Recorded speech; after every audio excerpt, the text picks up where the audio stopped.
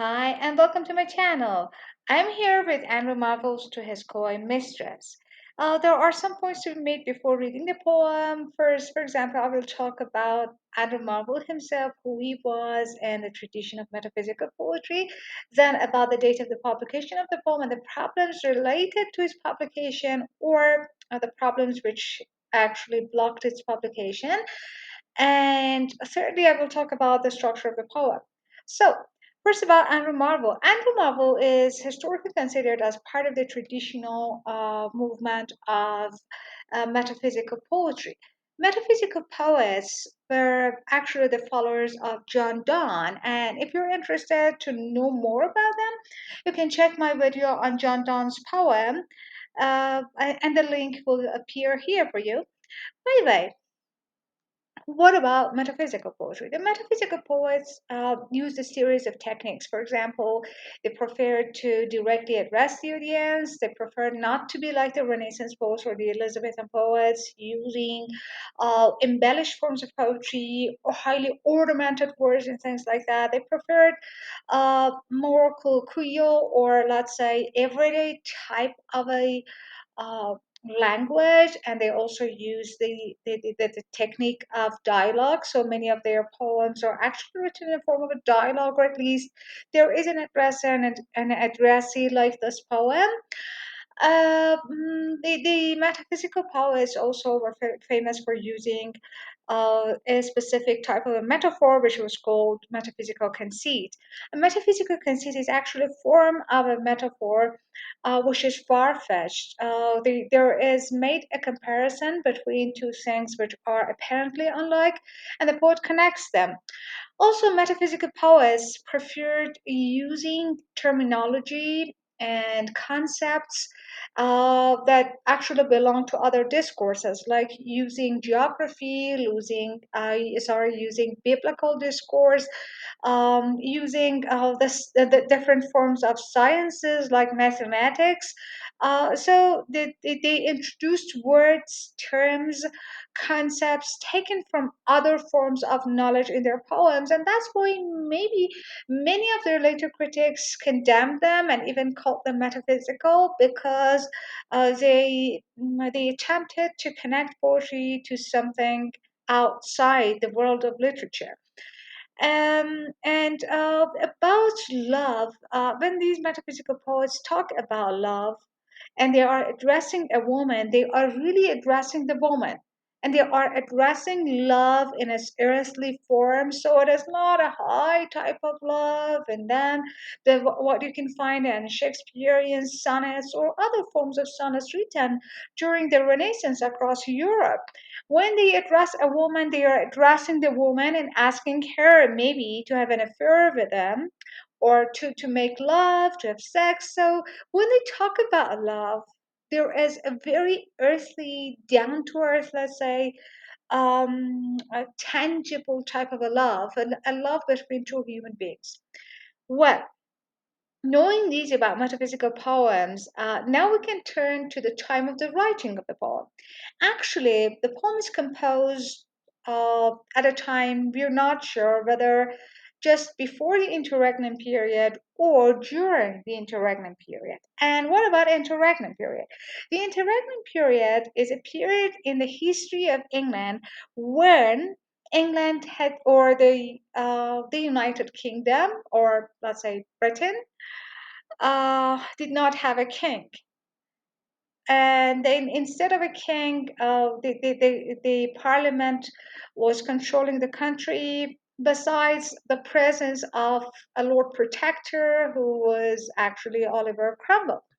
By the way, these people who were controlling the society, the culture, and the whole country were against literature, against theater, against different forms of entertainment. Why?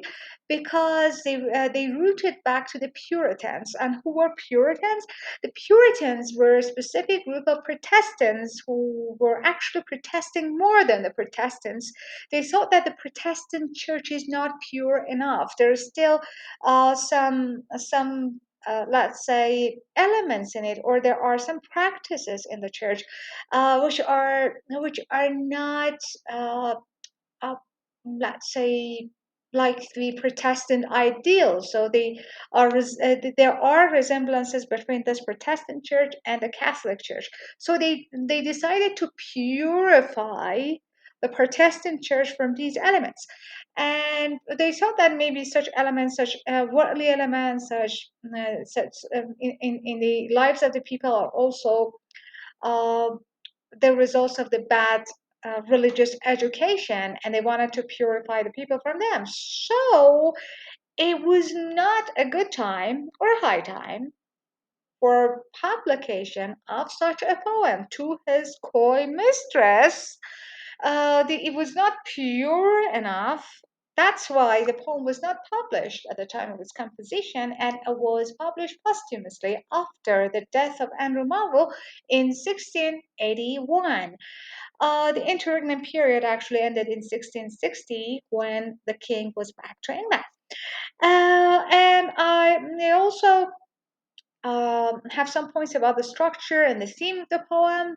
The poem has actually three parts. The first part is like the ideal type of a love, and that it is far away, let's say, from the real life love two human beings can experience. It's a romantic type of love.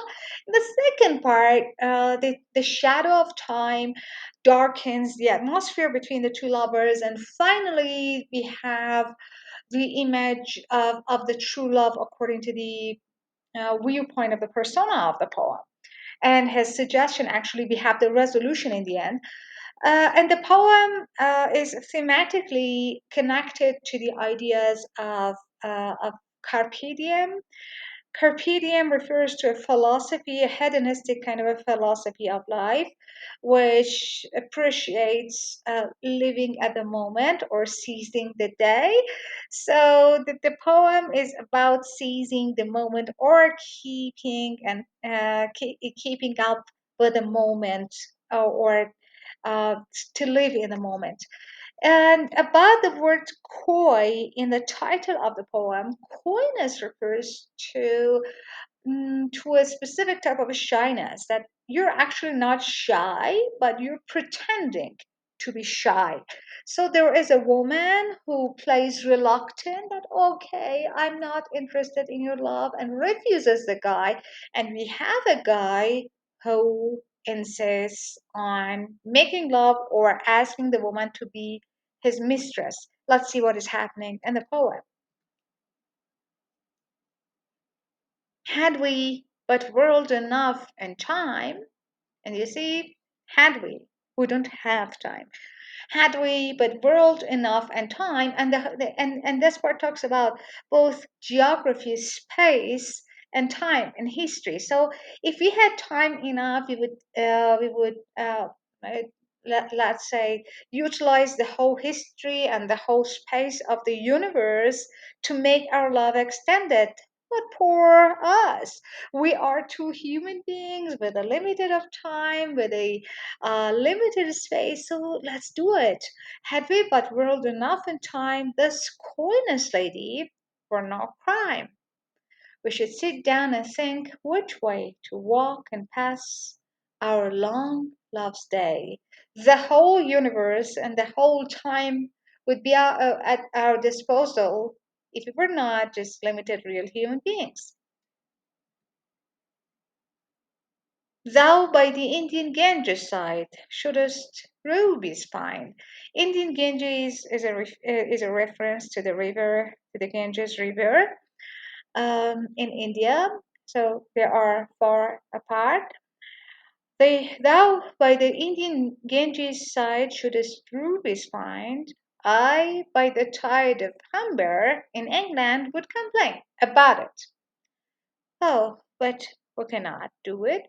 I would love you 10 years before the flood, and you should, if you please, refuse till the conversion of the Jews. Here we can see the presence of the metaphysical conceit and far-fetched ideas, and using terminology from other discourses. Uh, I would love you 10 years before the flood. This flood is actually a reference to Noah's flood. So, according to biblical, let's say, history, it is a reference to the earlier stages of human life on earth, and you should, if you please, refuse till the conversion of the Jews. The conversion of the Jews, again, according to biblical discourse and argumentation, happens on the doomsday. So the Jews would not convert to Christianity until it is the doomsday or the end of the time. And here he is saying that I would ask you 10 years before the starting of history, and then you could refuse till the doomsday because time would be ours. But it is not so. My vegetable love should grow vaster than empires and more slow. Here we have another instance of a metaphysical conceit, the comparison between a vegetable and love. Love is not a carrot, and it's not other forms of kales or, I don't know, eggplants and other vegetables. Here, he's making comparison between the slow growth of a plant and the slow growth of their love. And also, he's making reference to the livelihood of the relationship. A vegetable or a plant is alive. It has its own codes of growth. It is growing naturally without any interventions. It is within it to be in that shape. And he thinks their love is also essential and it may grow like a vegetable or like a plant if they had time. And this the process of this growth would be slow and slow. But it is not so. But anyway, here actually by making a comparison between the vegetable and the love, he's making a reference to the livelihood of the relationship, and also it's being organic, and at the same time maybe the process of its growth. In 100 years should go to praise thine eyes and thy forehead gaze, 200 to adore each breast, with 30,000 to the rest, an age at least to every part. In the last age should show your heart.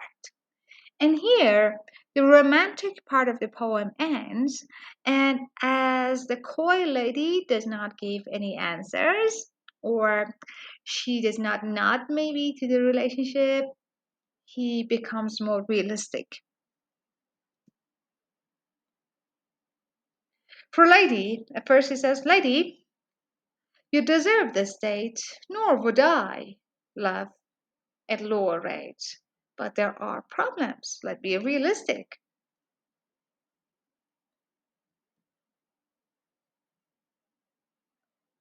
But at my back I always hear Time's winged chariot hurrying near, but time is passing. And yonder, oh, before us lie, yonder means over there, deserts of vast eternity. So we're moving towards death. Time is passing, and we will die sooner or later. And then we die, they would put us in a grave. Thy beauty shall no more be found, nor in thy marble vault. A marble vault is a metaphor for the grave.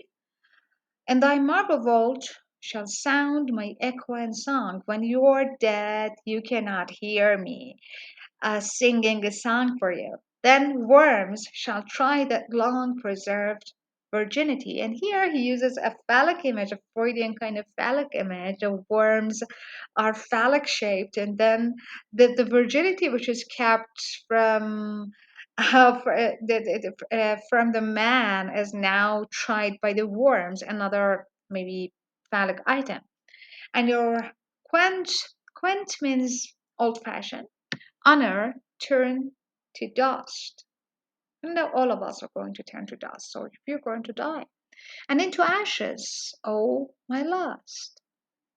The graves are fine and private place, but none, I think, do there embrace. So, my lady, you ask me to tell that I love you more than ages and I love you more than any human beings in this world, and you ask me to sing many songs. But if I do that, time will pass and then you will die. And then you and I cannot enjoy our time together. Now, And now we are in the third part of the poem, structural wise, that I told you. Now, therefore, while the youthful hue sets on thy skin like morning dew, while you're still young, and while thy willing soul transpires at every pore with instant fires, while now you're so passionate, now let us sport us while we may. Sports here has a meaning which is far apart from the meaning it has these days. Sport on those days meant having sex, so making love. Now let us sport us while we may. And now, like more birds of prey, strike at once, rather advance our time devour than languish in his slow trapped power. Instead of being at the service of time or under the mercy of time or being its victims, let's show time that we can use it to our benefit. That okay, we will make time to be at our service, not vice versa, because we are so quick. Let us roll our strengths and all. To roll our strengths means to be together, to become one. Again, another metaphor of making love. Let us roll all our strengths and all our sweetness up into one bowl and tear our pleasures with rough strife through the iron gates of life. Thus, though we cannot make our sun stand still while we cannot stop time, yet we will make him run. We can, we can enjoy the time as it is passing. So here the poem ends. I hope you've enjoyed it, and I hope I can see you in my next videos.